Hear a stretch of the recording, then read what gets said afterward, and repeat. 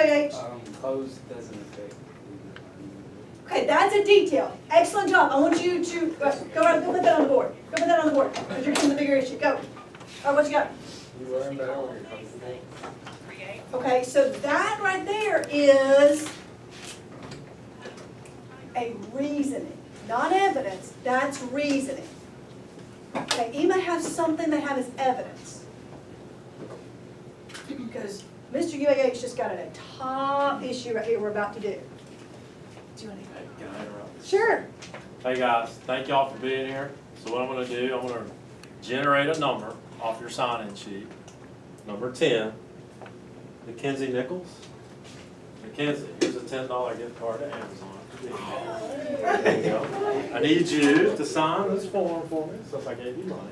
Everybody else, just thanks. We do have plain biscuits. We got plain can do biscuits some more if you want drawings more of if that. you want that. Just put your name on there. Just put your name.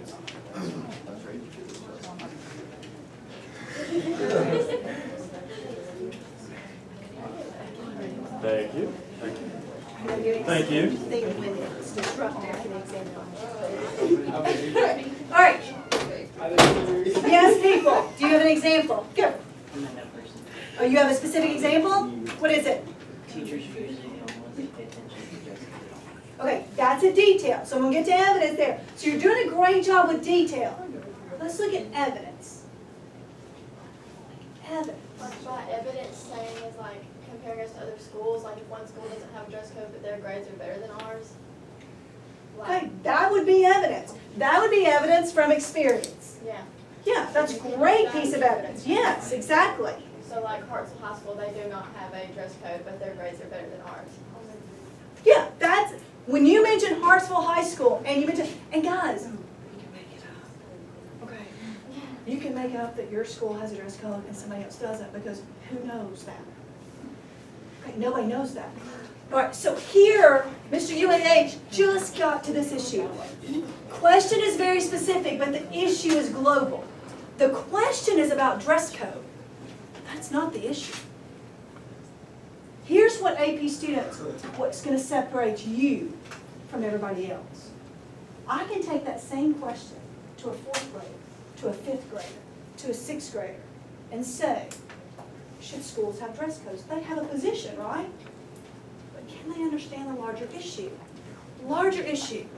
What is the larger issue about dress codes? Because it's not about dress codes. It's about what? We take the question that's on dress code. AP students, got the question right here. You've opened the door. I got to go in with that issue. What's the issue? Learning. Your issue is education. So I've just moved, I go from dress code, that's the surface. It's about education. Can I take this one further level? You're more sophisticated AP students. You open the door, you go in, you go to another room. Dress code. The big issue is education. How does dress affect education? Success. Okay, you, people who said yes, tell me how it affects your education. Those 3 who said yes, how would it affect education? I put more that it could affect like your professional life. Yeah, I just said. Oh, now we're getting some, look at this. Oh, I love the way y'all think. It could affect what? Your professional life. So now we gotta look at, what's the purpose of education? Future. What about the future? What are we doing? Preparing for the future. All I want you to do, guys, you can go look up anytime you want to, who was president when, what caused what war, how to write an effective sentence. But the purpose of education is not to give you knowledge. The purpose of education is to produce productive citizens. What does it mean for you to be a productive citizen? Now I gotta take it to the next level. Be able to get a job. Help the community out. Be successful in life. What does that mean, be successful in life? Not be like, Money. get a job, make money. Support yourself. Support yourself, make money. So I'm going to, I gave the example to the other group. My husband's a supervisor at the post office. You start out being a postal worker. Now, no skill. High school diploma, no skill. It doesn't take skill or education to be able to put a letter in a mailbox. Do you know how much postal workers start out making? $50,000 to $60,000 a year. Do you know how much the average college graduate starts out making? 30. So we're talking about postal worker making 50 to 60, and in the past 4 weeks, he's had to fire 6 people. 6 people. He comes home like, what is wrong with the 20-something generation? It's a $50,000, $60,000 a year job. I've had to fire these people. Why? 4 of the 6 he had to fire was because they wouldn't adhere to the dress code. One guy wanted to wear a pink hat. My husband, you can't wear the pink hat. You had to wear a postal hat or no hat at all. He quit the job. Well, he had to be fired because he wanted to wear a pink hat. It's $50,000, $60,000 a year, and you can't take off a pink hat? You're kidding me. So what is, we go from dress code is the question, but the real issue is education. And then the real issue, we move from that, is producing productive citizens. What do you have to do to be productive in society? Follow rules. You've got to follow rules, and there has to be order. So here we take that issue. A regular student sees the first issue, dress code. You got to take it to that next level. That's what is going to set you apart in your argument. Don't stop at the surface. So I'm looking at this issue with dress code. Parts of argument, I got to have evidence. So now when I want specific evidence, if I'm arguing, yes, it's important, I'm talking about the post office. If I'm arguing that it's important, I'm using sports. In the NFL, you can't get on the field without a helmet. And it's so much a rule in football that if your helmet is knocked off in a play, what has to happen? You've got to come off the field for a play. I've just used specific evidence for why dress codes are necessary. But now let's take that really back to school. I need 2 volunteers. Come on, UAH. Come on, Austin High School. I need each paper. Because the other part of argument is a conversation. You're expected to be in a conversation with whoever's reading your paper. Turn to, I don't know what page. Turn to page that looks like has these arrows on there. About 36 maybe?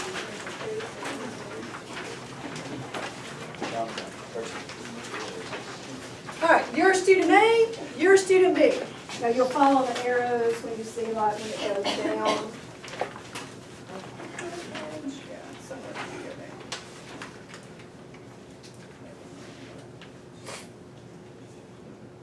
Yes, so when it goes down there, you're just reading straight down there.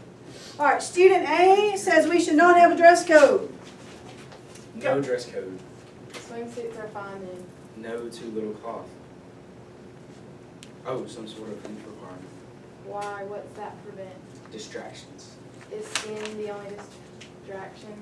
What if I have a spiked mohawk or I wear clown makeup every day? Okay, something that deals with any type of classroom distraction. Why? What's wrong with the classroom distraction? It keeps students from learning. What else could prevent learning? What about a t-shirt that says death to Christmas or Christian. oh. Or, I don't know how to it's great. No, that's offensive. Can't promote violence or drugs. What happens if students wear things that offend other students? Won't focus. Possible fights. Can anyone potentially be offended by anything? Yes, but some areas more obvious than others. Race, religion, What environment does that create? disharmony, violence, danger. So schools need to protect against violence and danger through a dress code. What else can be dangerous? What about weapons? Maybe no clothing where weapons can almost be concealed easily, like trench coats. But really, can't a weapon fit anywhere?